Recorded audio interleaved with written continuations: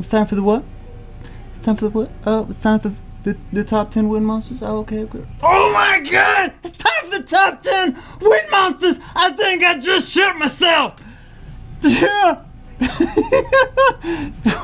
Oh my goodness! Time for the top 10 wind monsters. Let's do it! It's... Oh my god. It's about time. Okay, it's about... Shh. It's about time. Let's do it. Let's do it! Ladies and gentlemen, without further ado, the top 10 wind monsters in Summoner's War. Natural 4s and 5s. 2 and 3 stars excluded. Okay. Number 10. Where's... Oh. Brian. Oh, fucking arena defense. Brian. God damn it. God damn. Brian is... It's one of those monsters when you get, you're like, oh, okay, he's a natural 4-star, cool. And then you're like, I'll put him in my swords. And then you build him and you're like, oh my god. He's really a pain in the ass to deal with. Where's Brian good? Brian is good, especially in arena defense. People will pass over him like Jews on a holiday. He's good with violent runes. And he's good with despair runes. Why is he good with those rune combinations? I have mine currently on despair. He was like energy. He was some embarrassing things before. I knew that he should not be on them, but he was some embarrassing things before. But despair is really good for this AoE right there. And then violent is good to make your supply available more often. So you can revive your allies more often. That's why he's good with violent. But he's good actually for both of those. I've seen some Brians in the arena, in arena defense, that use their deadly blow and they just keep stunning my monsters. Stop that, Brian. Stop that. Okay, Brian, number 10, of course. Number 10. Number 9, ooh, an interesting one that I don't have. Julian, the Wind Phantom Thief. Ooh, so pretty. It's between this and the water one that are my favorite Phantom Thieves. I think they're both good. The fire one is good, but the fire one has less. He's more limited in his functionality than the wind and the water ones. Well, why is he good? Why is he so cool, right? Scene of the crime inflicts damage to announce the crime and stuns the enemy for 1 turn with a 20% chance. Ooh, stun on the first turn, and it gets better than that. It gets better than that. Okay. Surprise visit attacks with a 30% critical rate bonus. Ooh, good to have as an attack monster. Oh, he's an attacker and has a good attack power. That's great. Stuns the enemy if the attack lands a critical hit. Critical rate bonus and stuns the enemy if the attack lands a critical hit. Wow, okay. I could think of many places I would love to use him. And then showtime. It's showtime. Oh no, don't do Jim Carrey impressions. No. Fuck that. Attacks all enemies 3... Sorry, I cursed. Attacks all enemies 3 times. Each attack has a 10% chance to stuns the enemy for 1 turn. It's been around for a year. How have you not changed the text on this? What is the matter with you? Come to us. What is matter with you? What is the matter with you? Come to us. Okay. Stun. Oh my god. Oh, holy stun. Holy stun. AoE stun. It's, you know, it's not 10% chance, but if you have despair on him, then he's pretty he's pretty stunning. Bad joke. He's pretty stunning. Leader skill, increase the HP of ally monsters in the arena by 33%. My arena team is actually a team with Veramos that I use all the time, and he increases the HP of ally monsters in the arena by 33%. Very, very good leader skill. Of course, more arena than anything else. Of course, only an arena leader skill, but he's great. He's a great monster. Number 9. Number 8. Oh my goodness. RNG crazy. RNG crazy. Katarina. Okay. Katarina. A natural 5-star, but she's a fusion monster. Leader skill increases the resistance of ally monsters in the arena by 55%. This is... I don't... Okay, I like resistance, actually, leader skills better than I like accurately... better than accurately leader skills. Better than accuracy leader skills. Why? Why do I like resistance leader skills better? Well, resistance leader skills are always... They always matter. Right? For example, and if you use an accuracy leader skill, well, for a monster like Chloe, how's she gonna benefit from more accuracy? No, I'm listening. Oh, exactly. That's why Katarina is always great with this leader skill. I mean, it's in the arena, but it's a tremendous leader skill. Not, in my opinion, not as good as Vanessa, the fire one, with her speed leader skill, but it's still good. It's still good. Okay. Soul Reaper. Oh, actually, let's start from the beginning. So, attacks with the sword. Ooh, my goodness. Imagine that. Soul Reaper is automatically activated if the enemy dies. So, could potentially... She's got a high attack power. She's normally ruined with Fatal Blade or Rage Blade or something like that. Fantastic that she's an attack monster. And if the enemy dies, you could... She's ridiculous when you combo her. Who are some good combos with her? Defense Breaker is good with her. And an attack and crit rate buffer. So Seek and Aquila are great combos with Katarina. Second skill attacks the enemy and recovers HP by 30% of the inflicted damage. Gains immunity for 1 turn when the enemy is killed. Why is this awesome? Recovers HP by 30% means she can potentially solo stuff. She can't solo stuff like Camila can solo stuff, but she could solo some things, right? She could be a farmer, even though it would take forever. Also, gains immunity for 1 turn when the enemy is killed. So if you have defense break or you have exaggerated attack power on her, she could potentially kill an enemy and gain immunity. Well, why is that? It's actually invincibility. It's not immunity. It's invincibility. Why is that great? Okay, Sword of Discharge attacks randomly. The enemy's defense is ignored when used in invincible state. Like I said, this is not immunity. This is actually invincibility. Come to us. Still, it's a year. They still didn't change the text. But that's okay. I love you, Come to us. But this is, yeah, this, I've seen this, oh my god. Some people are like, "Oh my god, I've seen this do 30,000 damage." Okay, let me lay some truth on you guys. I've seen this do. You don't need a defense breaker for this, obviously, because it ignores defense. I've seen this do with an Aquila buff. Okay, Aquila, Katarina, Chloe. It was in a guild battle. I was like, "Oh, okay." Not. I mean, you have to. It's a 1 in 9 chance to. No, it's not a 1 in 9 chance. But it's a low chance that it actually combos together correctly. Chloe has to do her invincibility immunity. Then Aquila has to buff the attack power and crit rate percentage. And then Katarina needs to use her 3rd skill. What is it? A 1 in 27 chance? I don't know. It's like the middle of the night morning. It's like the first thing in the morning. Oh my goodness. Oh my goodness. But it's a very low chance that all of those.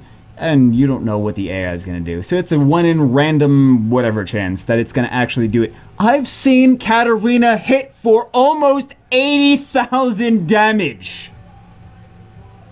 That's insane. She needs to be comboed though. But to make her awesome, she needs that invincibility. But holy crap. 80, who's going to survive that? Especially in guild battles. Oh my god. 80,000 damage? It's ridiculous. Ridiculous. Katarina, number 8, for a reason. She's fusion material too. Thankfully I have one. Thankfully I have one. Okay. Number 7. Tishar, the Wind Phoenix. This is one of the best farmers, if not the best farmer in the game. He's got one of the... I'm pretty sure he has the highest attack power in the game. In all of Summoner's War. I might be wrong on that, so don't quote me, but he has at least one of the top, like, 3. But he's probably, I think he's the number 1. Someone else, one of the other Phoenixes might be the same as he is. Like the Dark or Light Phoenix. I don't remember off the top of my head. But Tishar, wow. Okay, first skill, stuns with an 18% chance and boosts that chance up after you feed Devilmon to him. Fantastic. Lightning Nova explodes compressed energy of lightning to inflict damage to an enemy. The more HP the targeted enemy currently has, oh, it's good against bosses, the larger damage becomes. Fantastic. And then we have Tempest attacks all enemies with a violent storm, becomes instantly reusable if an enemy dies. With that attack power, the enemy is going to die very, very miserably. So, yeah. This is a great farming monster. Great farming monster. Also, leader skill in dungeons increases the critical rate of ally monsters in dungeons by 33%. Not my favorite leader skill, to be honest. If you have a weak, no, just not my. I was gonna, but no, not my favorite leader skill, to be honest. I'll be honest. Some of you guys will disagree with me, but not my favorite leader skill. He's a great farming monster though. To farm for leveling up your other monsters. What else do we have? What else? Oh my god, number 6. Orochi. Orochi the Wind Ninja. Okay, let's take a look at his leader skill. Increases the attack speed of ally monsters with wind attribute by 30%. Great combo with Bernard, who will buff up your attack speed and your attack gauge as well. Very, very dangerous. And fantastic. This is a great monster in a speed team. Where else is he good? Okay, we do dots for the first turn. Second turn, reduces the enemy's attack bar by 30%. Third skill does 6 dots if you get a critical hit. A lot of people, including myself, rune Orochi with crit rate on slot 4. And rightfully so. Oh my goodness. Oh my goodness. And you guys, some of you have seen, like, I did a speed kills video. I did 4 5 stars against, like, I think it was 4 6 stars, and, like, one of them was a natural 5 star, awakened and evolved to 6 stars. But Orochi was one of those, and it was a 5-star speed team, and I took that against. He combos really good with Yen and Bernard. If you have him with Yen and Bernard, GG, game over. Oh my god, super awesome. You can even use him for, you can use him at 5 stars. He's a natural 4. You can use him at 5 stars for Giant Speed 10, and it's ridiculous. Even if you don't have him 6-starred, it's ridiculous. Who's next? Ooh. What did we say? Orochi was 6. So this one is 5. Yay! It happened. Jameer. First, let me say where I don't like Jameer. Arena defense. Okay. And now let me say where I do like Jameer. Everywhere else. He is one of the best support monsters in the game. Why? Okay. OP first skill. Shoots a lightning arrow. Okay, never mind. Not OP first skill. First skill doesn't do anything. Thunderbreak inflicts damage proportionate to the enemy's max HP. Better for bosses. And decreases the attack power for 2 turns with a 40% chance. Enemies around the target enemy will also suffer additional damage. If you don't have, like, super tanky enemies, this is not going to do super amazing damage. Also, sometimes I've seen this do pretty good damage, and sometimes I've seen it do pretty crap damage. His speed, not bad. Also, leader skill, speed leader, increases the attack speed of ally monsters by 24%. This is everywhere. Arena, guild battles, dungeons, everything. Fantastic. But where does Jameer truly shine? Okay, so those are all good. I would say the leader skill is better than good. Where does Jameer truly shine? Illusion of Time is where he truly shines. That's a poem for all of you guys that didn't realize that. Makes the skills of all allies available. Illusion of Time is not affected by effects related to the cooltime. He is the greatest Zeros counter. some of you guys don't counter Zeroses all the time. Zeros is the fire dragon, but super amazing. When you are controlling him, you can use this to your advantage like crazy. Jameer is fantastic in TOA hard. Fantastic. TOA hard, love him. If you combo him with things like Darian, Rena, Rauk, he's going to be useless, to be honest. A Vertiheel, he's going to be useless. Hua, he's going to be useless. Well, actually, Hua, he's not going to be useless with Hua, the Fire Rakshasa, because his leader skill is going to be nice. But monsters that don't have OP third skills, like overpowered third skills, he's not going to be that great with. But if you combo him correctly, he can be insane. Insane. So that's why he's number... Is he number 5? Yes, number 5. Yes, number 5. Okay. Leaves number 4 is next. Oh, who's number 4? Oh my god, Eladriel! The Summoner's War of all monsters. The Summoner's War of all monsters. First skill of removes beneficial effect with a 75% chance. That's a big effing chance. Damage increases according to your defense. Okay, well he's not built for defense necessarily, but damage increases according to your defense. That's okay. Then we have Archangel's Blessing recovers an ally's HP by 50%. Not bad for a second skill. Okay. And then we have the Archangel's Mercy. Revives a dead ally with full HP using half of your current HP. Yikes. And if you have him comboed with Chloe, of course you know that it takes none of his HP. It just revives an ally with completely full HP with no downside. Thanks. If you want to make it more OP, team this up with some more wind monsters. Leader skill increases the HP of ally monsters with wind attribute by 50%. In dungeons, in TOA, in arena, in guild battles, everywhere. Fantastic. You team this up with a Delphoy and a Brian, and I don't want to attack you. I want nothing to do with you. Two revivers and 1 immunity. That's all I need. Fantastic. Want nothing to do with that team whatsoever. With Eladriel's leader skill anyway. Okay. Number 3. Number 3, oh my goodness, a natural 4-star above a natural 3-star. What is the natural? Oh, a Stasis. A Stasis. Oh, a Stasis. How I miss using you so. No, I actually use her all the time. Okay, Stasis. First skill, Windy Cut. Cuts the enemy with a sharp blade and inflicts continuous damage for 3 turns with a 30% chance. Dots. Nice. Who's dots good for? Bosses. Okay. Okay, I see that. We have Twister. Hits all enemies with a Twister and recovers HP of all allies by 10% each. Interesting. This gets stronger even after it's upgraded. And AoE. So first skill is good for bosses. Second skill is an AoE. That's good for Despair, I guess, right?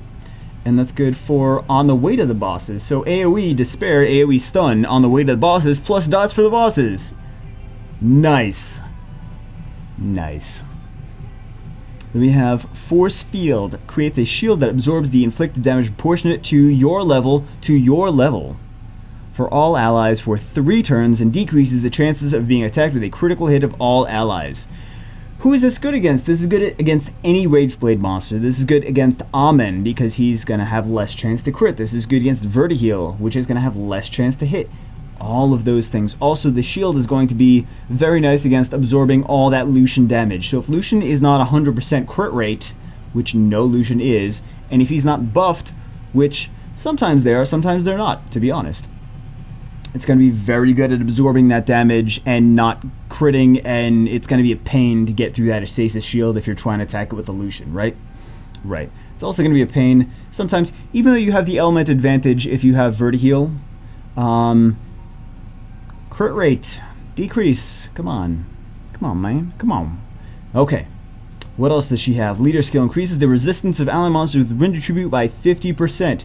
Also great for dungeons, TOA, guild battles. I don't ever use her as, to be honest, as a leader skill for TOA. I'm never going to run a wind team in TOA.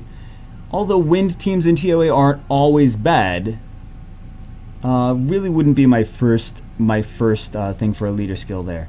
However, I will say that her leader skill is very good in guild battles. So keep that in mind. Her leader skill is good in guild battles. I've used her in guild battles, and it's actually pretty nice. Pretty nice. Plus, a lot of people have her, so she's a pretty common natural 4-star, because we had the Hall of Heroes for her as well. Number 2, no surprise here. No surprise. Shasun. Shasun. Okay. I hate Shasun. I hate Shasun. Oh my god. First skill, attacks with a graceful touch and possesses the enemy with a 30% chance to increase the enemy's chance of missing for 2 turns. Not a bad first skill, okay. Amuse recovers the allies by 20% of my max HP, which means you ruin her for tons and tons of HP. And increases the attack power for 2 turns. She's comboed a lot with some heavy hitters and defense breakers in Arena. Very, very scary.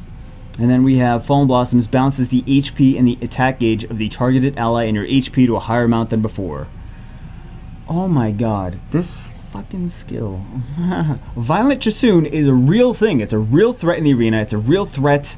It's not a threat to anywhere else, because, like, they're all the computer controlling everywhere. Like, the computer controls Trial of Ascension. We don't, so it's really not a threat. They're like, oh, we're a computer, we died. But it doesn't really matter to them. But oh my god, Chasoon. Oh my god, what a pain in the ass in Arena. What a pain in the ass. Arena defense Chasoon.